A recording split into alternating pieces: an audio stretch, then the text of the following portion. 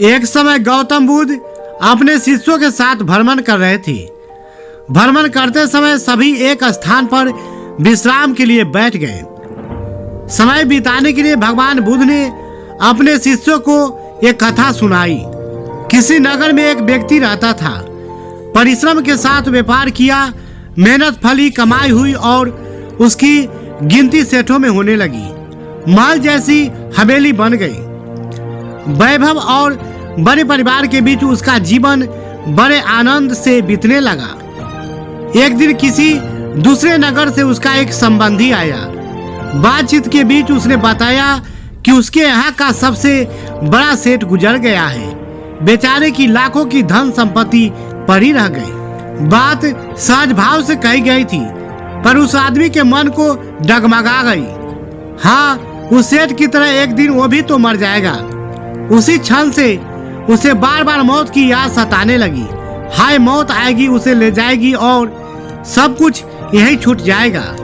चिंता के मारे उसकी देह सूखने लगी। देखने वाले आश्चर्य में था कि उसे किसी चीज की कमी नहीं है, लेकिन उस पर उसके भीतर का दुख ऐसा था कि वह किसी से कह भी नहीं सकता था।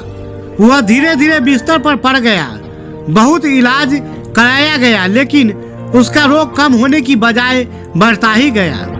एक दिन एक साधु उसके घर पर आया। उस आदमी ने बेबसी से उसके पैर पकड़ ली और रो रो कर अपनी व्यथा उसे बता दी।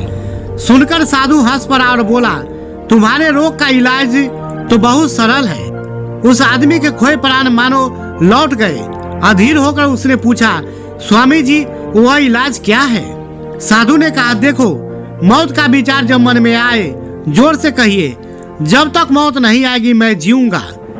इस नुस्खे को 7 दिन तक आजमाओ, मैं अगले सप्ताह आऊंगा।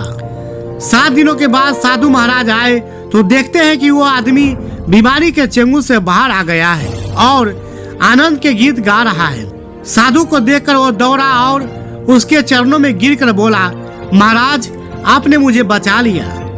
आपकी दवा ने मुझ पर जादू सा असर किया है। मैंने समझ लिया कि जिस दिन मौत आएगी उस दिन मरूंगा, उससे पहले नहीं। साधु ने कहा, वत्स, मौत का डर सबसे बड़ा डर है। वो जितनों को मारता है, मौत उतनों को नहीं मारती। दोस्तों, इस कहानी में बताया गया है कि बीमारी एक शंका है जो व्यक्तियों के मन के अंदर भय बन के बैठा हुआ है और इसी ख्याल में व्यक्ति सोचने लगता है कि अब मैं नहीं जीऊंगा और उसका आत्मबल कमजोर हो जाता है, जिसके कारण मरने वाले रहते हैं 10 वर्षों के बाद तो वह आज से ही मरना शुरू कर देते हैं। इसलिए अपने मन से आज ही ये भय निकाल दीजिए, क्योंकि ये जब तक आपके अंदर रहेगा तब तक आप स्वस्थ होकर भी अस्वस्थ ही रहेंगे। इसलिए आप हमेशा पॉजिटिव रहिए और कहिए कि मुझे कोई बीमारी नहीं है, मैं स्वस्थ हूँ, मैं स्वस्थ हूँ। देखना, आपकी सारी बीमारी अपने आप खत्म हो जाएगी, क्योंकि शरीर के अंदर वो सारे दवाएं मौजूद हैं जो अपनी खुद इलाज करती रहती है। आपको अलग से दवा लेने की कोई जरूरत नहीं है। सिर्फ आत्मविश्वास रखिए, आप सदा स्वस्थ जीवन जिएंगे। दोस्तों, इसी प्रकार के वीडियो को देखने के लिए चैनल को सब्सक्राइब, वीडियो को लाइक एंड शेयर करने का कष्ट करें। साथ ही अपना राय कमेंट में बताएं कि यह वीडियो आपको कैसा लगा। धन्यवाद।